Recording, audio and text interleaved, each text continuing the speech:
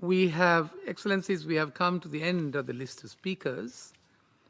It has now befallen on me to make the concluding remarks. Venerable members of the Mahasangha, Excellencies, ladies and gentlemen, as we conclude the celebration of the United Nations Vesak Day of 2023, which we had the pleasure of celebrating in person after 3 years, a lapse of 3 years, I would like to thank the Venerable Mahasangha, Your Excellencies, distinguished representatives, distinguished guests, the staff of our respective missions, for gracing this occasion and being with us this afternoon. I must also thank the administrative staff of the United Nations for their assistance, so readily made available to us. Lastly, but most importantly, I thank the Secretary General for his message, highlighting the importance of peace as propounded by the Dhamma, and of course, the message of the President of the General Assembly, who echoed the same sentiment of peace through the Dhamma.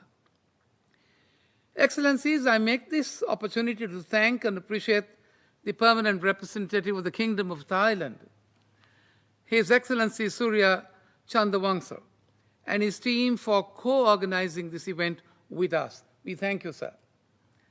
Excellency, your easy and effective style of organization is to be emulated.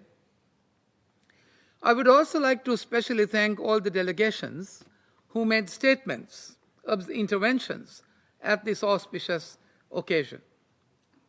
As highlighted by the dignitaries and distinguished colleagues who have made their interventions earlier, the time appears to be right, my dear friends, to dwell deeply into the timeless teachings of Lord Buddha and apply them to nourish our work and our working ethos in the United Nations.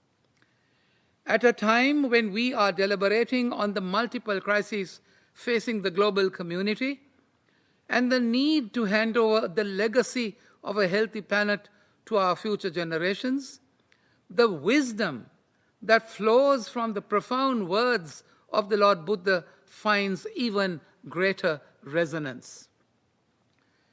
My dear friends, the teachings of the Buddha shows us the way to the avoidance of extremes of all sorts, the middle way, as the Foreign Minister of Thailand was pleased to observe, which it teaches advocates a life of moderation. Moderation in the consumption of the earth's resources, you will appreciate, leads to sustainability, as well as economic and social justice, not only for ourselves, but for future generations as well, for whom we hold these resources in trust.